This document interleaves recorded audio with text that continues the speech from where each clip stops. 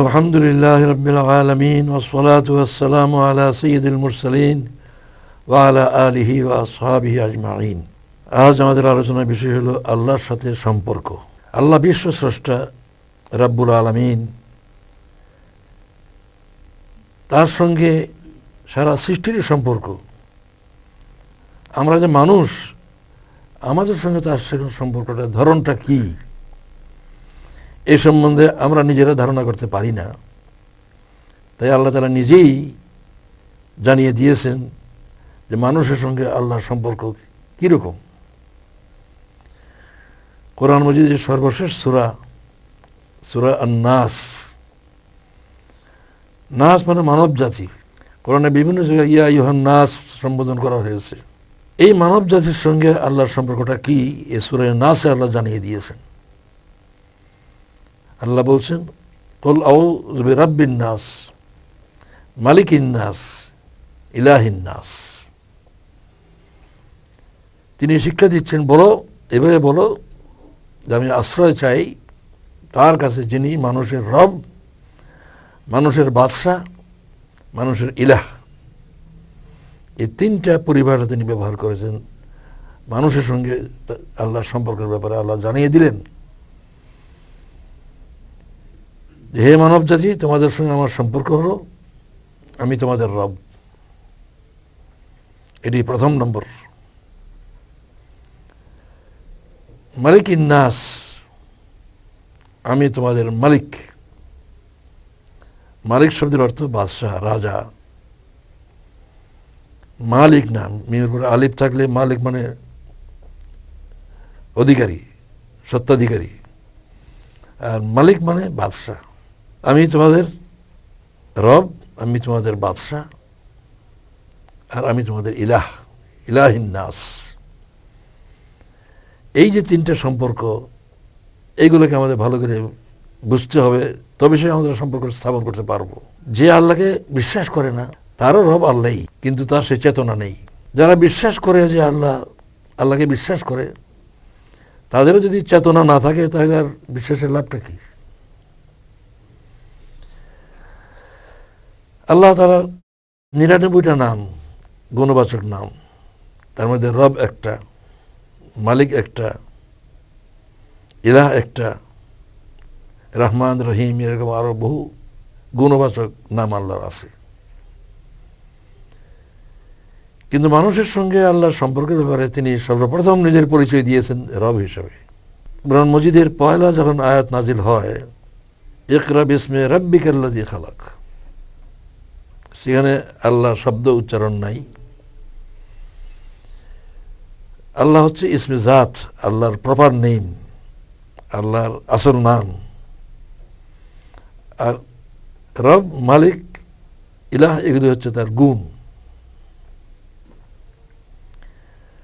আল্লাহ পয়লা পরিচয় দিলেন কোরআন নাজিলের সময়, তার নামে যিনি মানুষের রব। ইকরা বিসমি রাব্বিকাল্লাযী খালাক। খালেকও একটা গুণ, কিন্তু রব শব্দটাকে তিনি, এই গুণটাকে তিনি ১ নম্বর স্থান দিয়েছেন মানুষের সঙ্গে পরিচিত হওয়ার জন্য, মানুষকে জানানোর। শুধু তাই নয়, পরিপূর্ণ সূরা হিসাবে পয়লা যে সূরা নাজিল হয় সেটা হচ্ছে সূরা আল ফাতিহা। সেখানে আল্লাহর নাম পয়লা উল্লেখ করা হয়েছে, কিন্তু পরিচয় রবই পয়লা দেওয়া হয়েছে। আলহামদুলিল্লাহ রাব্বিল আলামিন, রবের পরিচয় দেওয়া হয়েছে। কোরআন মজিদে যত দোয়া শিক্ষা দেওয়া হয়েছে, আল্লাহকে সম্বোধন করে বলার জন্য যে সমস্ত দোয়া শিক্ষা দেওয়া হয়েছে, সবগুলিতে রব দিয়ে শুরু হয়েছে। রব্বানা আতিনা ফিদ দুনিয়া রাব্বিরহামহুমা কামা রাব্বায়ানি সাগীরা। যতগুলি দোয়া কোরআনে আছে, সেই দোয়াগুলি আল্লাহুম্মা দিয়ে শুরু হয়নি, রব্বানা দিয়ে শুরু হয়েছে। হাদিসের দোয়াগুলি আল্লাহুম্মা দিয়ে শুরু হয়েছে। আল্লাহ স্বয়ং যে দোয়া শিক্ষা দিয়েছেন, সেখানে তিনি সম্বোধন করতে শিক্ষা দিয়েছেন যে আমাকে রব হিসেবে সম্বোধন করো। নামাজ আল্লাহর সঙ্গে সম্পর্কের পয়লা ধাপ। ঈমান গ্রহণ করার পরে পয়লাই হচ্ছে নামাজ। এই নামাজে রুকু সিজদাতে যে তসবিহ শিক্ষা দেওয়া হয়েছে,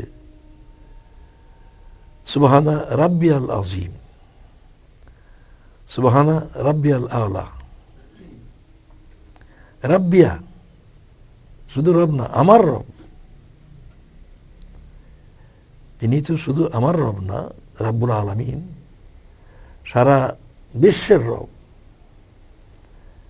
কিন্তু আমার বললে যে আপনত্ববোধ হয়,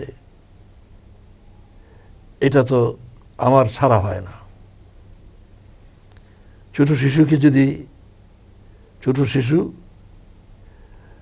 তার বাপ তার মা সম্বন্ধে বলে, যখন র উচ্চারণ করতে পারে না, আমাল আব্বা, এই যে আমার, এই কথা তাকে শিখালো কে? এটা ভালোবাসার সৃষ্টি, স্নেহের দান। আল্লাহর সঙ্গে ঘনিষ্ঠ সম্পর্ক অনুভব করার জন্য, উপলব্ধি করার জন্য, এবং সেই চেতনা নিয়ে তাকে ডাকার জন্য রাসূলুল্লাহ সাল্লাল্লাহু আলাইহি ওয়াসাল্লাম শিক্ষা দিয়েছেন, এভাবে বলো সুবহানা রাব্বিয়াল আ'লা, সুবহানা রাব্বিয়াল আযীম।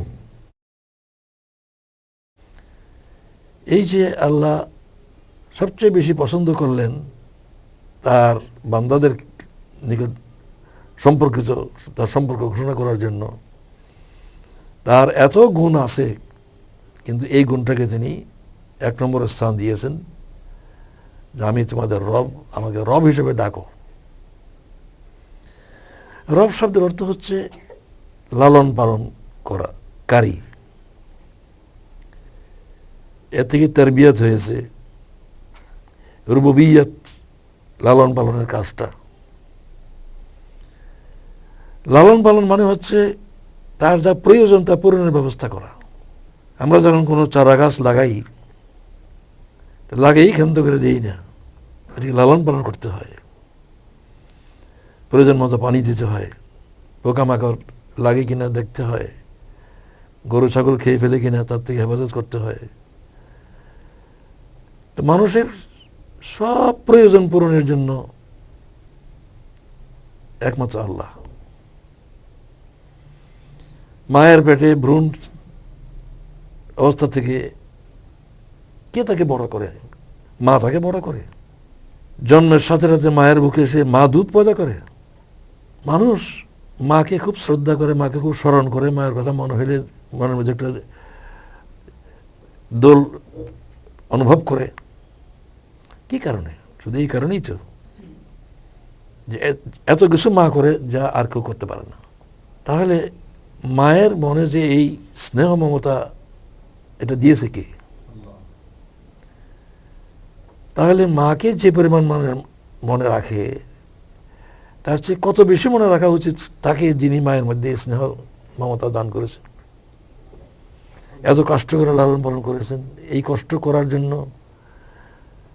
তাকে যে তৌফিক দিয়েছেন, তাকে যে হিম্মত দিয়েছেন, তার প্রশ্নটা তো সবচেয়ে বেশি হওয়া উচিত, তার কথা সবচেয়ে বেশি মনে করা উচিত। আমরা যদি একটু খেয়াল করি তাহলে দেখবো যে প্রতি মুহূর্তে তিনি আমাদের লালন পালন করছেন। এই যে নিঃশ্বাস আসছে যাচ্ছে, এটাকে আমি করছি।